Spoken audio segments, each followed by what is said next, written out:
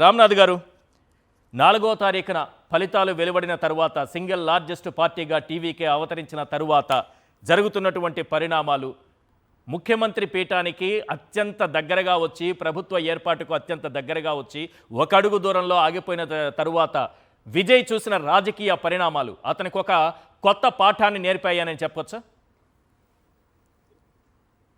తప్పకుండా విజయ్ గారు, ఏది కూడా అంత ఈజీగా ఉండదు. రాజకీయాల్లో పైకి కనిపించినంత ప్లెయిన్ గా ఏది ఉండదు అన్నది ఈ పాటికి విజయ్ గారికి అర్థమై ఉంది. చాలా విషయాలు ఈ 4-5 రోజుల్లోనే రాజకీయ పార్టీలు అందరూ కలిసి నేర్పించారు. ఇప్పుడు గవర్నర్ గారు అపాయింట్మెంట్ ఇవ్వరు, కేరళకి వెళ్ళిపోతున్నారన్న ప్రచారం కూడా జరిగింది. కానీ ఆ తర్వాత అపాయింట్మెంట్ ఇచ్చారు. ఒకవేళ ఇవ్వకపోయి ఉంటే గవర్నర్ మీద పెద్ద ఎత్తున విమర్శలు కూడా వచ్చి ఉండేది. ఇప్పుడు ఎప్పుడు ప్రమాణ స్వీకారం చేస్తారు అన్నది మాత్రమే మిగిలి. ఇక్కడ బాగా గమనిస్తే విజయ్ పెద్ద ఛాలెంజెస్ అయితే తప్పకుండా ఉంటాయనేది చాలా క్లియర్ గా అర్థమవుతుంది. గవర్నమెంట్ ఫామ్ చేస్తున్నది ఏ పార్టీల మద్దతుతో ఫామ్ చేస్తున్నారు అన్నది చూస్తే ఈ పార్టీలన్నీ ఇప్పటికీ కూడా డిఎంకేతో ఉన్నాయి. ఆ పార్టీకి మేము డిఎంకేతో సంబంధాలు తెంచుకున్నాము అని కూడా చెప్పడం లేదు. కేవలం ఇక్కడ సంక్షోభం రాకుండా ఉండడం కోసం మేము మద్దతు ఇస్తున్నాం అని ఆ పార్టీలు ప్రకటించాయి. అన్నిటికి మించి కమ్యూనిస్టు పార్టీలు ప్రభుత్వంలోనికి రావడం లేదు, బయట ఉంటే మద్దతు ఇస్తున్నామని కూడా చెప్పారు.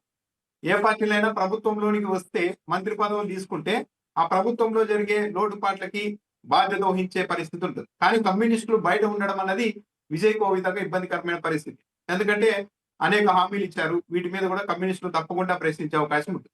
అన్నిటికీ మించి ప్రధాన ప్రతిపక్షంగా డిఎంకే ఉంది. చెప్పాలంటే ఒక విచిత్రమైన వాతావరణం తమిళనాడులో ఉంది రాజకీయంగా. ప్రధాన ప్రతిపక్షంగా డిఎంకే ఉంది. డిఎంకే 6 నెలల పాటు విజయ్కి పూర్తి స్వేచ్ఛ ఇస్తాం, ఎలాంటి ఇబ్బందులు కూడా పెట్టమని స్టాలిన్ చెప్పారు.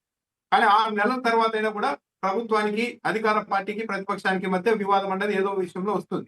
అప్పుడు వామపక్షాలు ఎటువైపు నిలుస్తాయి అనేది కూడా చూడాలి. ఎందుకంటే ఒకవేళ టీవీకే పార్టీ దూకుడుగా డిఎంకేని టార్గెట్ చేస్తే అప్పుడు వామపక్షాలు ఎలా స్పందిస్తాయి, ప్రతిపక్షాన్ని ఇలా టార్గెట్ చేయకూడదు కదా అని మాట్లాడతాయి. ఈరోజు స్టాలిన్ గారు కూడా నాకు ఒక ట్వీట్ చేశారు.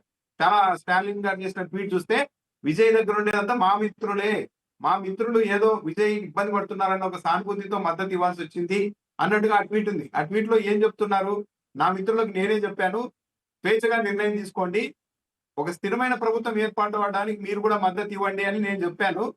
దాంతో పాటు ఎన్నికలకు వెళ్లే పరిస్థితి ఉండకూడదని కూడా నేను భావించాను అని చెబుతూనే ఈ సంక్షోభాన్ని నివారించేందుకు టీవీకేకి మద్దతు ఇస్తున్నప్పటికీ కూడా మేము కానీ డిఎంకేతో మీతో ఉంటాము అని మా మిత్రులు చెప్పారు, మా మిత్రుల నిర్ణయాన్ని స్వాగతిస్తున్నాను అని చెప్పారు. అంటే సింపుల్ గా అర్థమవుతుంది ఏంటి, విజయ్ ఇబ్బంది పడుతూ ఉంటే మళ్ళీ ఎన్నికలు ఇవన్నీ లేకుండా రాజ్యాంగ సంక్షోభం రాకుండా ఉండడం కోసం మా మిత్రులు అక్కడికి వెళ్ళారు, మాకు చెప్పే వెళ్ళారు, ఇప్పటికీ కూడా మాతోనే ఉన్నారు అని స్టాలిన్ గారు చెప్తూ ఉన్నారు. అంటే దీన్ని బట్టి ఏంటి, స్టాలిన్ గారికి మద్దతుదారులుగా ఉన్న పార్టీల బలం మీద విజయ్ గారు పార్టీ నడపాల్సి ఉంటుంది. ఒక పాతతరం రాజకీయ పార్టీలకైతే ఒక వెసులుబాటు ఉండేది. ఒకసారి ముఖ్యమంత్రిగా ప్రమాణ స్వీకారం చేసిన తర్వాత ఆ పార్టీ నుంచి 10 మందిని, ఈ పార్టీ నుంచి 20 మందిని లాగేసుకొని గవర్నమెంట్ ని స్టెబిలైజ్ చేసుకోవచ్చు. కానీ విజయ్ కొత్త తరం రాజకీయాల్లో వచ్చారు కాబట్టి, కొత్తగా వచ్చారు కాబట్టి అలాంటి ఫిరాయింపుల్ని ప్రోత్సహిస్తారా లేదా అన్నది ఒక ప్రధాన ప్రశ్న. ఫిరాయింపుల్ని ప్రోత్సహించే పరిస్థితి ఉంటే అన్నా డిఎంకే నుంచి దాదాపు 30 మంది రెడీగా ఉన్నారని చెప్తున్నారు. వాళ్ళు రావచ్చు. అది వచ్చిన తర్వాత విమర్శలు కూడా తావిస్తుంది. అలాంటి అవకాశం ఇస్తారా లేదన్నది చూడాలి. ఈ రోజు కేవలం విజయ్ ముఖ్యమంత్రి అవడానికి ఒక లాంచింగ్ ప్యాడ్ లాగా వామపక్షాలు, వీసీకే ఇవన్నీ పనికి వస్తాయి. కానీ వీళ్ళ మీదే ఆధారపడి జస్ట్ 120 స్థానాలతో మ్యాజిక్ ఫిగర్ కంటే 2 సీట్ల అధికంతో గవర్నమెంట్ ని ఎక్కువ కాలం రన్ చేయడం అనేది చాలా పెద్ద ఛాలెంజ్ గా ఉంటుంది. కాబట్టి ఆ లోపు స్థిరంగా మార్చుకునేందుకు ఇతర పార్టీల మద్దతు ఏదో ఒకటి కూడగట్టుకోవాల్సిన అవసరం కూడా విజయ్ మీద ఆ దిశగా వెళ్తారా లేదా అన్నది అయితే చూడాలి. అయితే స్టాలిన్ వ్యవహార శైలిని ఎలా చూడాలి? ఈ సిపిఎం నాయకులు నిన్న మాట్లాడుతూ, జాతీయ మీడియాతో మాట్లాడుతూ ఏఐఏడిఎంకేతో కలిసి వెళ్ళబోతున్నాము అని అనడం వల్లే మేము బయటకు వచ్చామని ఆయన అన్నారు. ఇది నిజమా? ఎందుకంటే ఏఐఏడిఎంకే కలిసి ప్రభుత్వాన్ని ఏర్పాటు చేసే అవకాశం ఉందన్న వార్తలు కూడా బాగా వినిపించాయి. మరి సిపిఎం అదే మాట చెప్తోంది. మరి ఇక్కడేమో స్టాలిన్ ఏమో ఒక ప్రభుత్వ ఏర్పాటుకు మీరు స్వేచ్ఛగా నిర్ణయం తీసుకోండి అని చెప్పారని మరోవైపు వస్తోంది. ఎలా చూడాలి దీన్ని? ఇప్పుడు అన్నా డిఎంకే కలిసి ప్రభుత్వాన్ని ఫామ్ చేస్తాయి అన్నది అధికారికంగా ఎక్కడా రాలేదు. దానితో తొలి నుంచి కూడా స్టాలిన్ గారు ఒకటే విషయం చెప్తూ ఉన్నారు, మేము విజయ్ని ఇబ్బంది పెట్టాం, పెద్ద పార్టీగా వచ్చింది కాబట్టి ఆ పార్టీకి గవర్నమెంట్ ఫామ్ చేసే అవకాశం ఇవ్వాలి అన్నట్టుగా. మనం కొన్ని దృశ్యాలు చూస్తున్నాం సార్. ఎస్ ప్లీజ్ మీరు కంటిన్యూ చేయొచ్చు. ఒక్క నిమిషం ఆగితే ఇక్కడ కొన్ని దృశ్యాలు మనం చూస్తున్నాం. లోక్ భవన్లో గవర్నర్ను అర్లేకర్ను కలిశారు టీవీకే చీఫ్ విజయ్. వివిధ పార్టీల మద్దతు లేఖలను అందించారు. సంపూర్ణ మెజారిటీ ఉందన్న విషయాన్ని అక్కడ ఆయనకు లేఖలతో సహా అందజేసి తెలియజేశారు. ప్రభుత్వ ఏర్పాటుకు ఆహ్వానించాల్సిందిగా కోరారు. దానికి సంబంధించినటువంటి దృశ్యాలను కూడా మనం చూస్తున్నాం.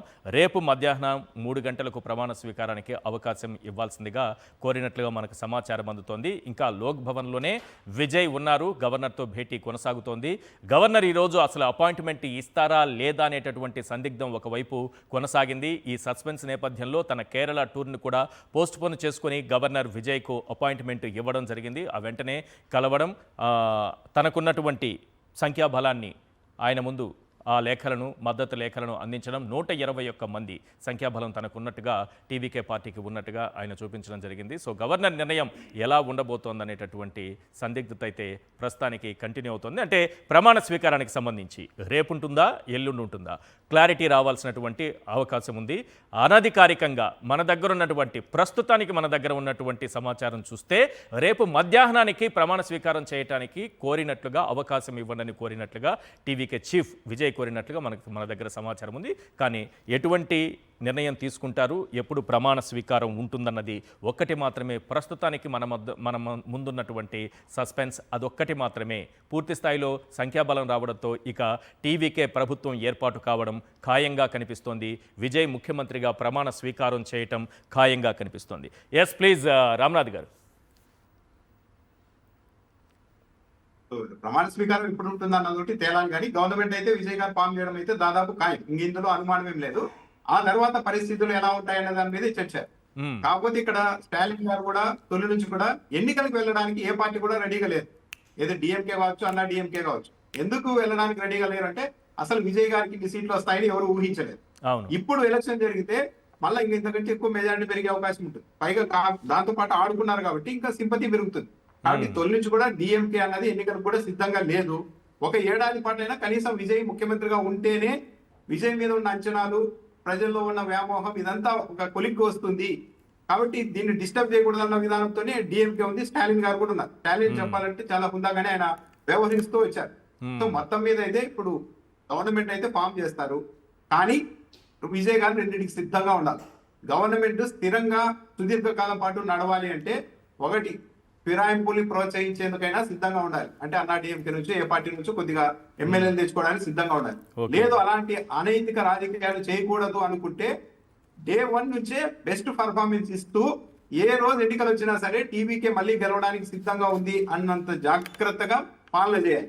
అన్నింటికి మించి డిఎంకే అన్నది బాగానే పాలన చేసింది యాక్చువల్ చెప్పాలంటే. అయినప్పటికీ కూడా విజయ్ వైపు మళ్ళారు ప్రజలు, ఓటర్లు, యూత్ ముఖ్యంగా. అంటే కారణం ఏంటంటే భారీ అంచనాలతో ఉన్నారు.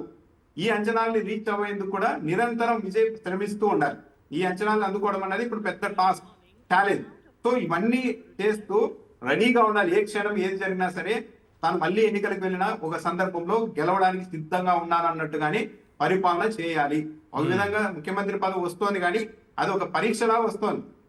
అసలైన టాలెంట్ ఇప్పుడు ఏదో మంచి మెజార్టీతో గెలిచి ఉంటే అది వేరు, కానీ ఓటాఓటీ మెజారిటీతో ప్రధాన ప్రతిపక్షానికి మిత్రపక్షాలుగా ఉన్న పార్టీల నుంచి మద్దతు గవర్నమెంట్ ఫామ్ చేయడం అంటే డే 1 నుంచే అత్యంత జాగ్రత్తగా అద్భుతంగా పరిపాలన చేస్తూ వెళ్తేనే స్థిరంగా ఉండే అవకాశం ఉంది. లేకుంటే ఇతర పార్టీల నుంచి కొంతమంది తెచ్చుకొనైనా స్థిరంగా ప్రభుత్వాన్ని మార్చుకోవాల్సిన పరిస్థితి ఉంటుంది.